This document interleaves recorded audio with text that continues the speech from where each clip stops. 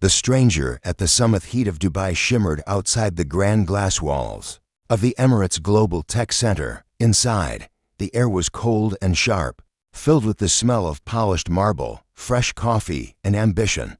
People in sleek suits rushed between rooms, holding laptops, whispering secrets, and checking their watches every 10 seconds. It was the first day of the Global Tech Summit. The world's top CEOs, engineers, and inventors had gathered in one place.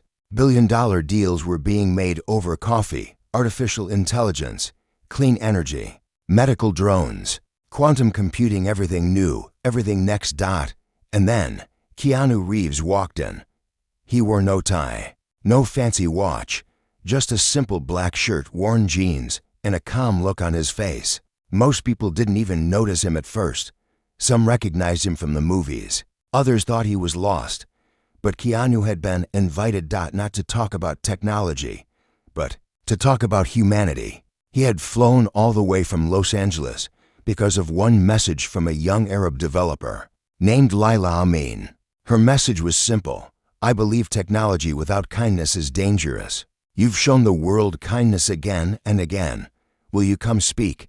Keanu had read it twice, then said yes, but not everyone was happy about it. Across the room, at a large round table made of gold-trimmed glass, sat CEO Bryce Langston. He was the head of Excellion, the most powerful AI company in the summit.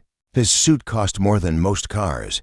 His shoes were handmade in Italy. He believed in results, not feelings. Control, not compassion. He leaned over to his assistant and whispered, "Why is the movie guy here?" His assistant shrugged nervously. "I think he's giving a talk on empathy and design."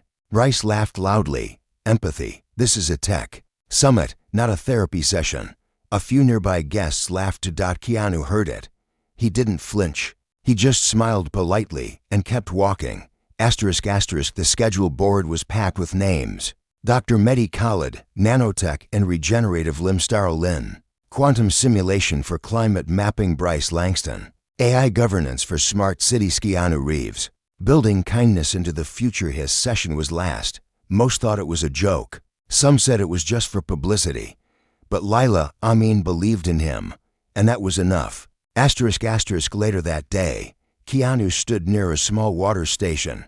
He watched as guests walked past him with their heads down, talking into headsets, sending voice commands into smart rings. He noticed one young man standing alone. He looked nervous, sweaty, holding a prototype of something wrapped in cloth. Keanu approached him. "You okay?" he asked. The man looked up, surprised. "Me? Yeah," Keanu said with a gentle smile. "You look like your heart's racing." The young man laughed awkwardly. "I'm presenting tomorrow. It's my first summit." "What's your invention?" The man slowly unwrapped a small device that looked like a bracelet. "It uses electrical pulses to help people with Parkinson's steady their hands. It's cheap, wearable, easy to make." Keanu's eyes softened. "That's incredible." "You really think so?" "Absolutely," Keanu said. "You might change someone's life." The young man looked down, his voice shaking. "People like Bryce Langston won't even look at it." Keanu paused. Then maybe he's not the one who needs to see it. They shared a quiet moment. Just then, Bryce walked past. He looked at the bracelet and scoffed. "You showing that in a museum or a toy store?" Keanu looked at him. "Why not both?" he said softly. Bryce raised an eyebrow. "So this is what we've become. We invite actors to tech summits and call it innovation." Then he walked away. The young man's hands trembled. Keanu touched his shoulder. "Don't listen to noise. Keep going." The next day arrived. The summit reached its peak. Bryce took the main stage in front of 2,000 guests and global media. He spoke about data ownership, future cities, and how machines would replace emotional weakness with efficiency. His words were smooth, his voice confident. People clapped. His fans cheered.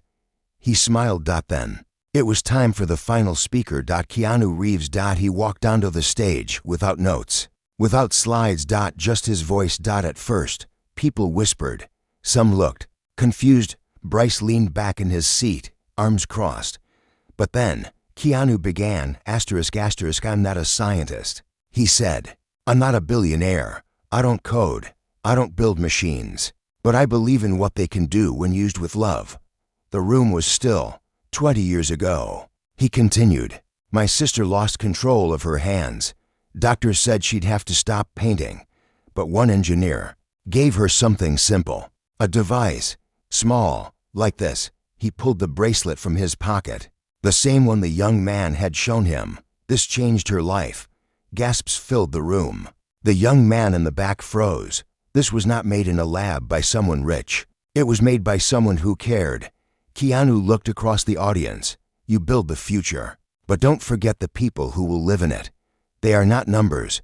They are not markets. They are souls. Every code you write, every chip you design.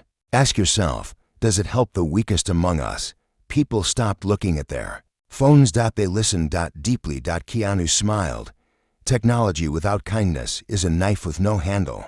You might build the future, but without compassion, you won't survive in it. He stepped back. No dramatic ending. Just truth. The room stayed silent for 5 long seconds. Then applause began. Slow. Then faster. Until it echoed across the summit hall. ***. Bryce didn't clap. He stood and walked out. Later that evening, in a quiet corner of the summit garden, he stood alone, smoking. Keanu found him. You didn't like my speech. He said. Bryce didn't look at him. You're a good actor. I'll give you that. I wasn't acting. Look, Bryce said, you think kindness can build the future? I've built cities. Entire grids of smart energy. That bracelet, it's a toy. The world needs giants, not dreamers. Keanu was quiet for a long time. Then he asked, do you remember the name of the janitor at your company? Bryce blinked. What, the janitor? Keanu said. Do you know his name? Why would I? Keanu nodded. That's the problem. And he walked away. ***. Later that night, the summit hosted a private dinner. Keanu didn't attend. Instead, he met with the young man in a small cafe downtown. You're going to make that bracelet, Keanu said. And we're going to help you. Who's we? Keanu smiled. Kind people. ***. The next day, a photo went viral. Keanu sitting with a team of young inventors, helping them pack boxes of the bracelets for shipping to clinics around the world. No press. No big headlines. Just a caption. He stayed when everyone else left. Bryce saw the photo online. And for the first time, something shifted inside him. But he didn't know why. Not yet. ***. Because in the days that followed, something from Keanu's past would surface. Something painful. Something that would shake the world. A truth buried deep. One that would show even the coldest hearts that kindness is not weakness. It is the only power that truly lasts. The letter he never expected. The sun rose over Dubai, casting golden light across the tall towers and curved domes. Most of the summit guests had already left the city, flying back to Silicon Valley, London, Tokyo, and beyond. Business cards were exchanged, promises made, deals signed. But something lingered.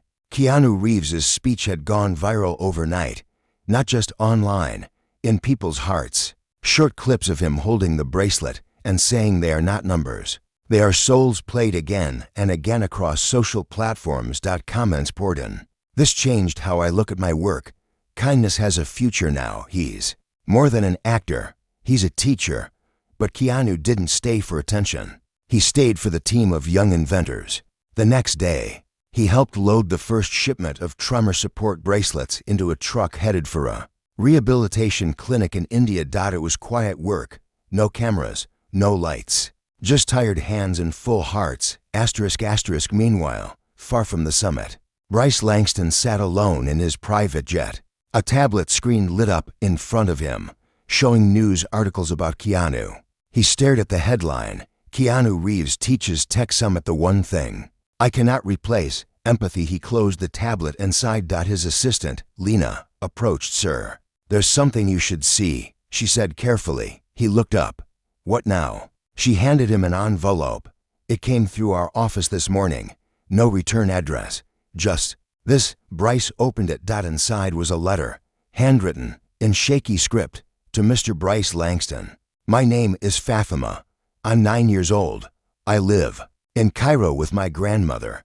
I was born with Parkinson's, My hands shake all the time. I can't draw like other kids, but one day a doctor gave me something new. It helped me hold a pencil. It came in a small brown box. There was a picture of a bracelet on it. My grandma said it came from Dubai. I saw a photo of you online and thought maybe you helped make it. Thank you. Now I can draw again. Sincerely, Fatima Z. Bryce read it twice. Then again. He looked at Lena. Where did this come from? She hesitated. We traced the device.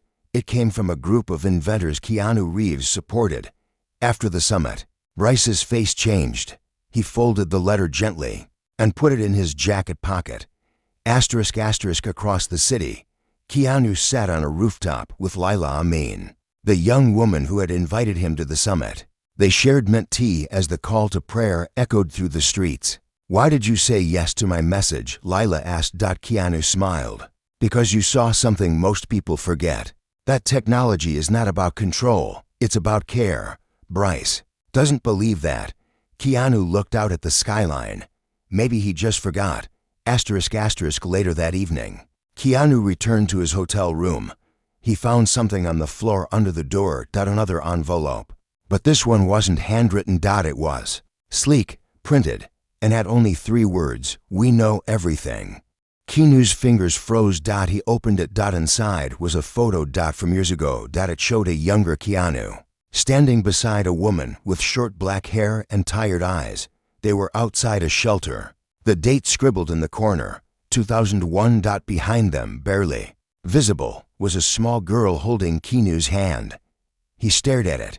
His hands trembled. Then a message was written in red ink below the image. You think they forgot? We didn't. It's time. Keanu sat down slowly. He had not seen this photo in over 20 years. Asterisk asterisk the next morning, he flew to Amman, Jordan. He didn't tell anyone, not even Lila. He arrived at a quiet house on the edge of the city. Knocked 3 times. An old man opened the door. He recognized Keanu immediately. You're back, the man whispered. Keanu nodded. I need to see her. Asterisk asterisk inside, in a small room filled with books and fading photos. A woman sat in a chair, her hands folded, her eyes soft but distant. She looked up. And smiled. You remember me, she said. How could I forget? Keanu replied. Her name was Samira. 20 years ago. She was a war survivor, a refugee. Keanu had met her during one of his private charity visits. No cameras, no media, just silence and need. Samira had been pregnant then. Alone. And afraid. Keanu had promised to help. And he had. But something happened after. Something he had never told anyone. Someone sent me a photo, Keanu said, handing it to her. Samira looked at it. Her eyes filled with tears. I kept it, she whispered. I never thought it would come back to haunt you. Keanu sat beside her. Who else knows? Someone from the camp. I think they sold stories to reporters. They knew about the girl. Keanu's voice cracked. My daughter. Samira nodded. She was born after you left. I gave her your name, Keanu. Keanu's breath caught. Where is she now? She disappeared 2 years ago, Samira said, tears falling. She said she wanted to find her own truth. She left a letter, said she would find her father. Keanu stood slowly. She's looking for me. Samira nodded. And someone else is looking for her. Asterisk asterisk in Dubai. Bryce sat at his desk. He took Fatima's letter out again. Read it. He opened his phone and dialed a number. Get me a meeting with the bracelet team, he said. I want to invest. You sure? Lena asked. You said it was charity. It's not charity, Bryce said. Then what is it? Redemption. Asterisk asterisk 2 days later, Keanu returned to Dubai quietly. He met with Lila and told her everything. The photo. The threat. His daughter. Laila sat stunned. You think she's here? She asked. I don't know, he said, but I think someone knows where she is. Just then, Keanu's phone buzzed. An unknown number. A message appeared. You have 3 days, or the truth goes public. Meet me alone. Coordinates sent. Keanu showed Lila the message. You can't go alone, she said. I have to, Keanu replied. Asterisk asterisk that night, Keanu sat alone in his hotel room, staring at the old photo of him and Samira. He flipped it over. For the first time, he noticed something written on the back. In tiny handwriting, I will find you when the world is ready to see who you really are. Keanu whispered, Keanu. In the quiet corners of Dubai, a young woman with dark hair and fierce eyes boarded a train. She held a notebook in her hand. On the cover, written in neat script, my father is not a myth. He is a man, and I will prove it. The notebook. And the Namath train hummed softly as it crossed the bridge into downtown Dubai. The young woman sat by the window, the desert wind brushing her face through a tiny crack in the glass. Her eyes were focused, but her hands trembled just slightly as she held the leather-bound notebook in her lap. Her name was Kiana. Inside the notebook were dates, newspaper clippings, and notes written in both Arabic and English, sketches of faces, maps of shelters, screenshots of old interviews, and a single worn photo. KeanuReeves, standing beside a woman outside a war refugee center. A small girl barely visible at his side. That small girl had been her. For years, people had whispered stories about him, about how he helped quietly, how he came without cameras, and then left, leaving behind kindness that didn't make headlines. But for Keanu, the story had never ended. It was the only story that mattered. Meanwhile, across the city, Keanu stood in a large empty auditorium. The summit had ended, but Laila Amin had arranged access to the space for one final event. Keanu would hold a quiet talk, not for tech giants or global media, but for students, dreamers, those who built not from money, but from need. He stood on stage rehearsing, but his mind wasn't fully there. His phone buzzed again. A second message from the unknown number. You have to days. Come alone. No press, no police. You want your truth, earn it. Lila entered the room holding coffee. You haven't slept, she said. Have you ever met someone you've been looking for your whole life? Keanu asked. But when you finally get close, they vanish again. Lila nodded.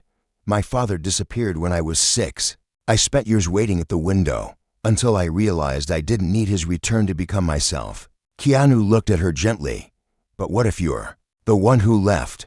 Then maybe finding them is the only way to forgive yourself. At a small street-side cafe. Keanu sipped mint tea and watched an old man fix a broken chair with string and tape. She smiled, then flipped open her notebook.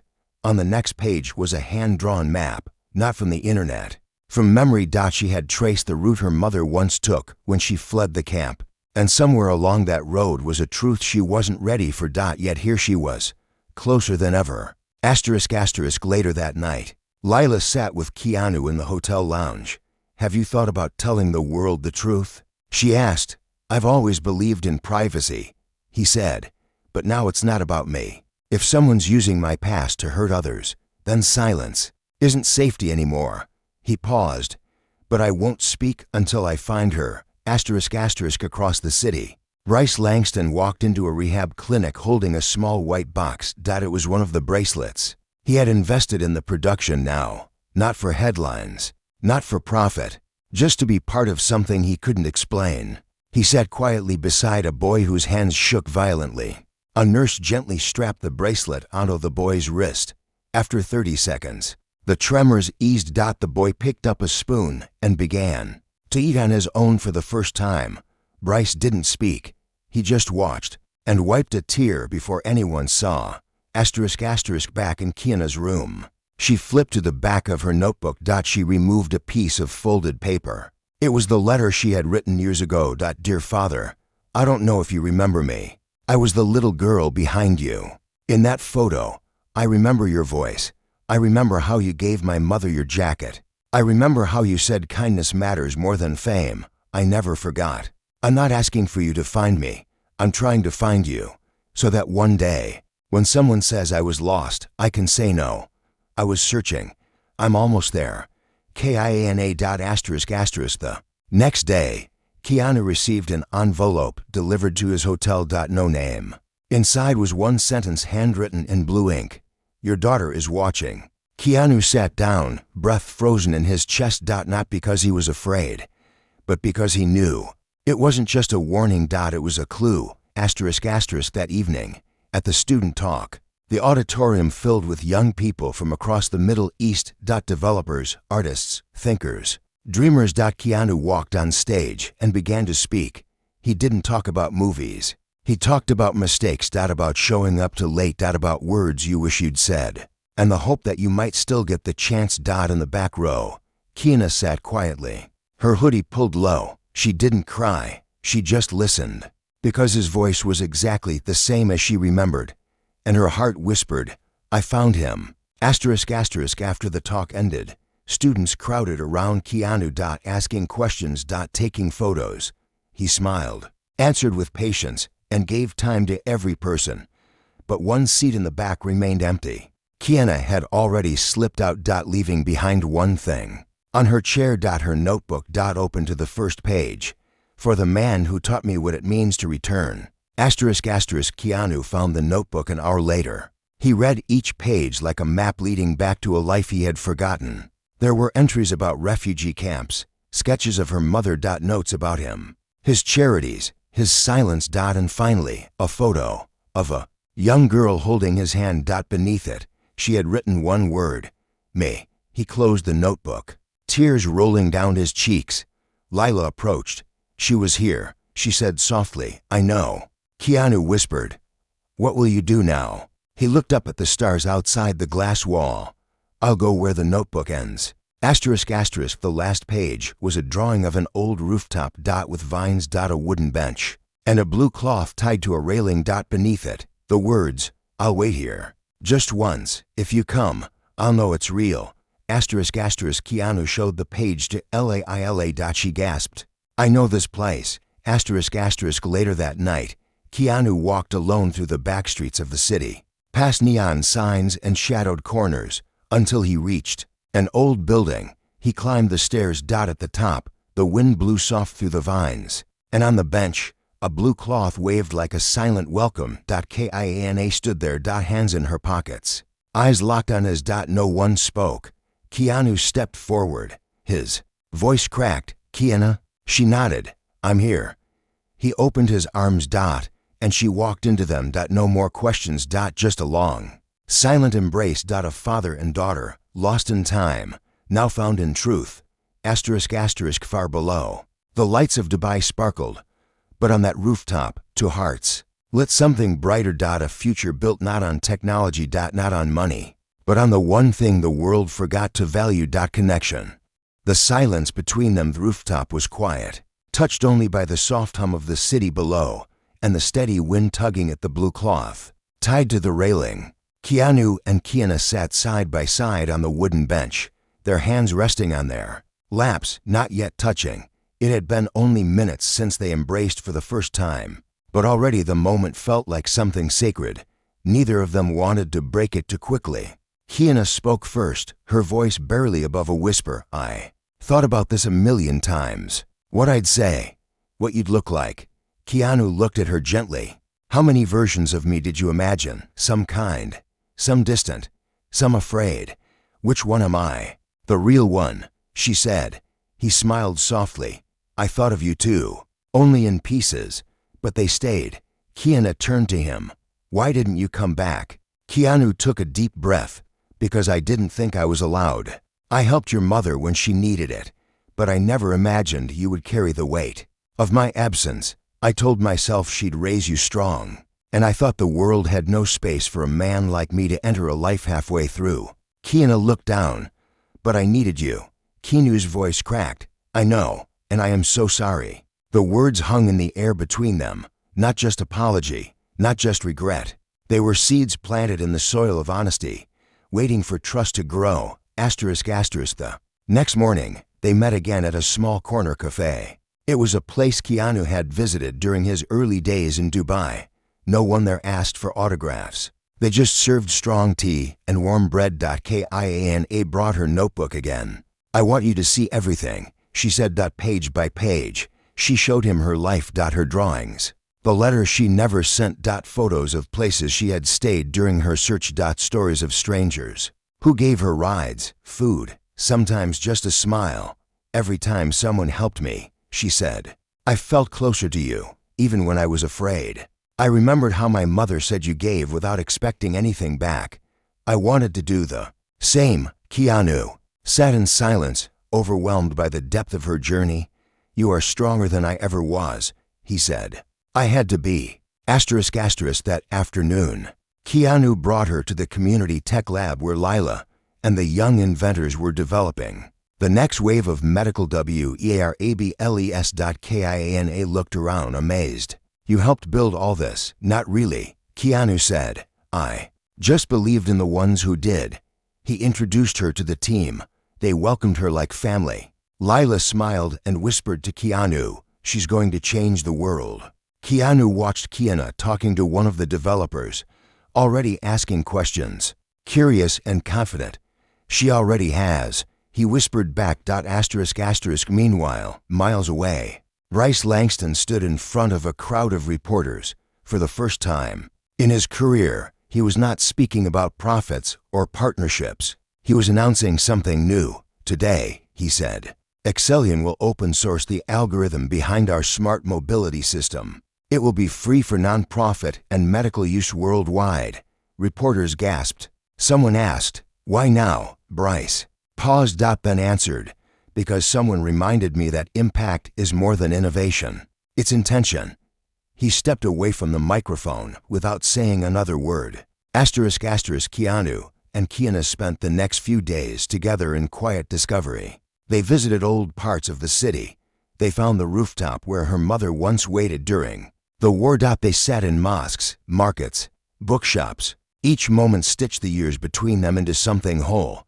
But still, Keanu had not asked the one question burning inside. Until their final night in Dubai. They sat by the water. Moonlight flickered across the ripples. Do you want me in your life? Keanu asked softly. Kiana didn't answer right away. She looked out at the water. Then at him. I didn't come looking for a celebrity, she said. I came looking for a man who showed up once and changed my mother's life. I didn't know what I'd find. She paused. But I found someone who listens, who doesn't run, who showed me that even broken pieces can still fit. She reached into her bag and pulled out a small pendant on a cord. My mother gave me this when I turned 13, she said. She said to give it to someone who would protect me, not with power, but with presence. She held it out. I want you to have it. Keanu took it slowly, eyes wet. I don't deserve this. You don't have to deserve love, she said. You just have to accept it.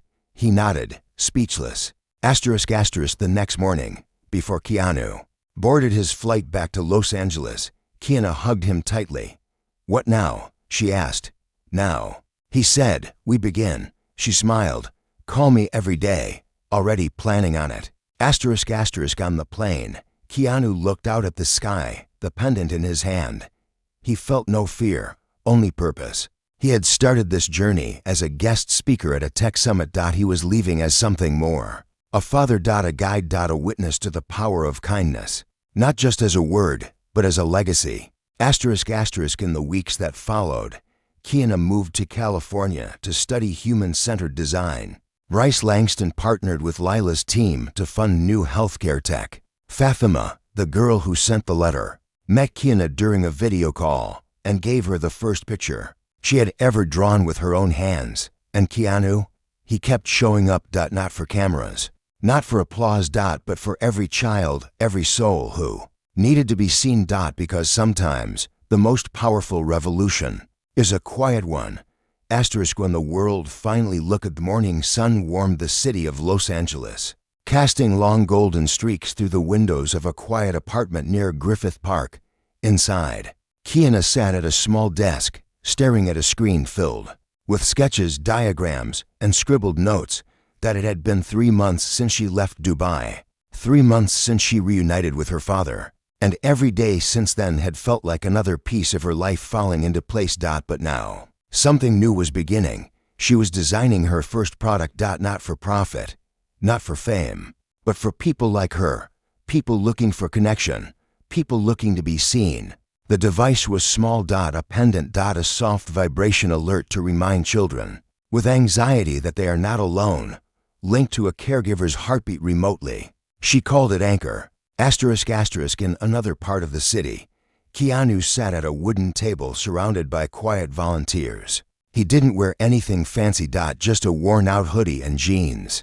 They were packing boxes for a local shelter. Each box had food, a handwritten note, and something small, a book, a toy, a drawing from a child. Keanu's single quotes note was simple. You matter. More than you know. Keanu, he didn't sign with his last name. Just the one word the world had come to recognize through kindness. ***. But while Keanu and Keanu quietly worked to lift others far away, someone else was planning something louder. A documentary team had started digging into the story. They had seen the summit speech. They had heard whispers of a lost daughter. They wanted the exclusive, but they weren't patient. ***. One morning, a video leaked. Grainy footage of Keanu outside the refugee shelter in 2001. In the clip, he was hugging Samira, holding the hand of a small child. Voices could be heard saying, "Is that who I think it is? What's he doing here?" By noon, the video had spread across every platform. Headlines exploded. Keanu Reeves' hidden past revealed. Was this his secret daughter? Actor's real life more inspiring than movies. Some people praised him. Some demanded answers. But Keanu stayed silent. Not to hide, but to protect. Keanu saw the headlines first. She stood frozen in her campus hallway, surrounded by students, whispering and showing each other the video. Her professor approached gently. "Are you all right?" he asked. She forced a smile. "I just didn't expect the world to care." He nodded. The world cares when truth finally comes into view. Keanu received hundreds of calls that day. News agencies, producers, talk shows, but he answered only one. Kiana. "Are you okay?" he asked immediately. "I'm fine," she said. "I'm just worried about you." He smiled gently through the phone. "You don't need to worry about me. I've been through storms. So what do? We tell the story our way, with kindness. That night, Keanu posted a simple video online. Just him. A quiet room. No script. "I never expected to become a headline," he said. "But maybe it's time the truth had a voice." He paused. "Years ago, I tried to help people without being seen, because I thought real kindness should be quiet. But silence has a cost. And now I see that sharing isn't ego. Sometimes it's healing." He smiled softly. "I have a daughter. Her name is Keanu, and she found me before the world ever did." He ended the video with one line.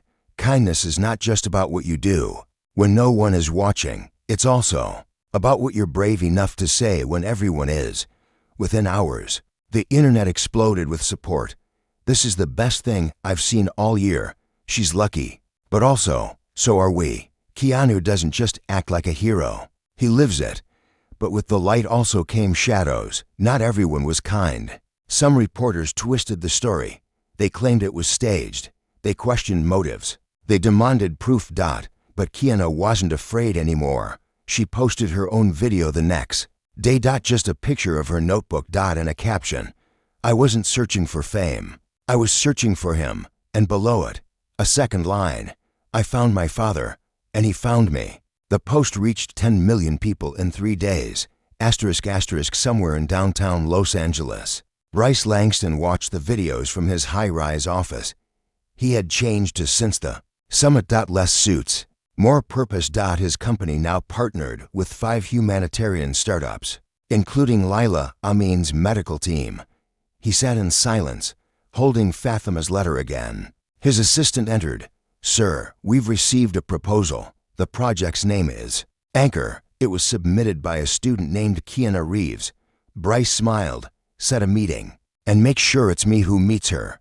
2 days later, Keanu walked into the Excellion building with her prototype. She expected suits. Pressure. But Bryce greeted her in a simple shirt and jeans. He offered water, sat across the table, and listened. When she finished, he said something she didn't expect. "When I first met your father, I mocked him. I thought kindness had no place in progress." He paused. "I was wrong." He picked up the prototype. "You didn't build a device. You built connection." Keanu smiled. "That's all I ever wanted." A week later, Anchor was fully funded. The Announcement went viral. But the headlines weren't about Keanu anymore.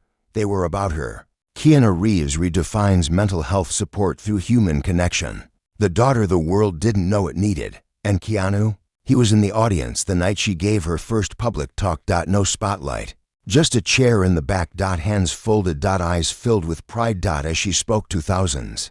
She ended with this: I used to wonder if I was invisible. Now I know. I was just waiting for the right eyes to see me. And the first eyes that ever truly saw me were his. She pointed to Keanu in the crowd. The audience turned, but he stayed still, only smiling. Only proud, because the story wasn't his anymore. It was hers, and the world was finally listening. The Summit of Hearts. A year had passed since the Dubai Tech Summit, where Keanu Reeves had first stood quietly on stage and spoken about kindness.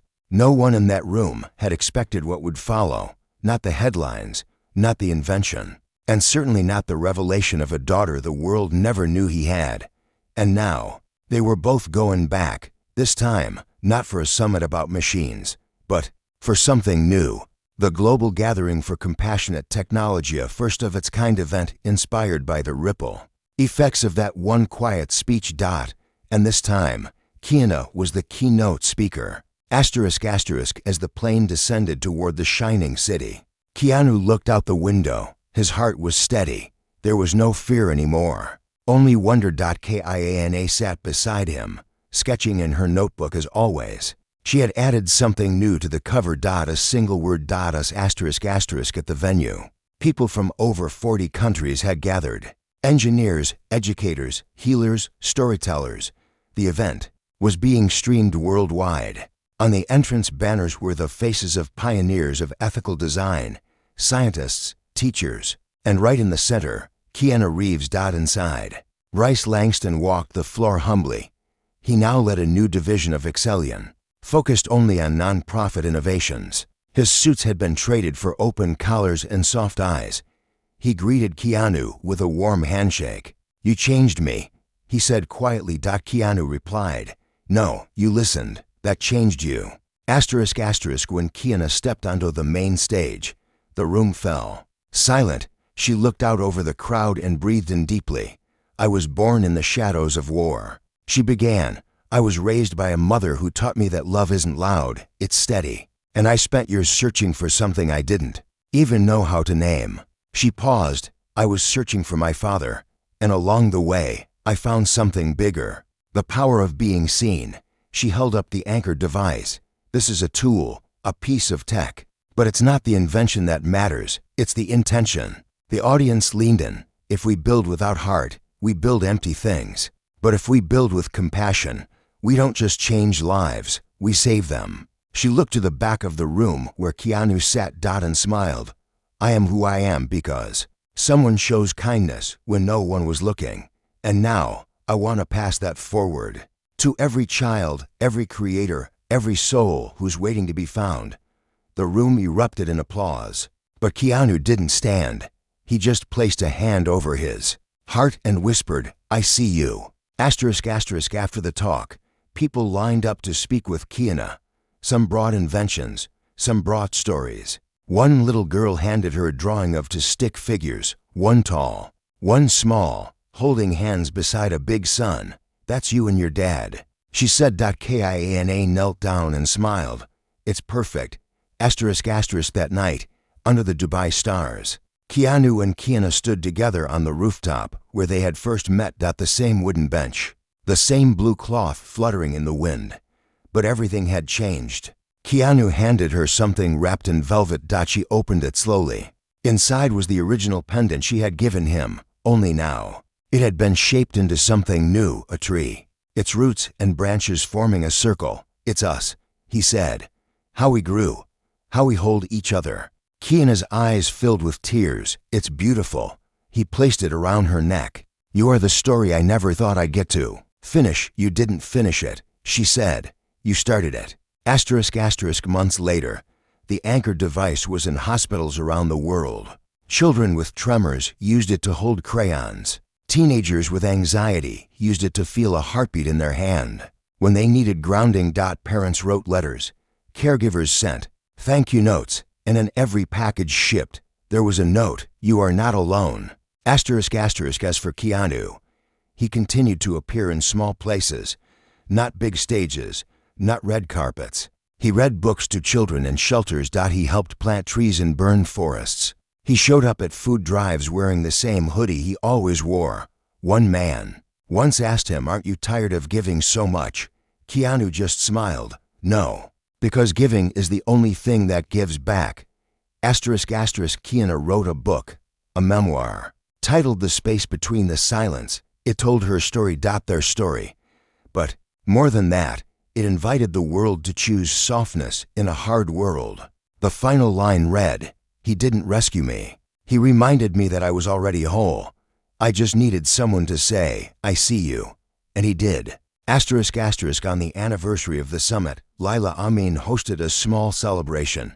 No speeches, just candles, quiet music, and open arms. As the night faded into morning, Keanu and Keanu stood once again under the sky. This time, there were no cameras, no notebooks. Just a father and a daughter.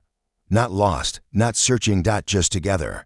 And in that stillness, they proved something the world often forgets. The loudest power in the world is not noise. It is love. Quiet. Steady. Unshakable.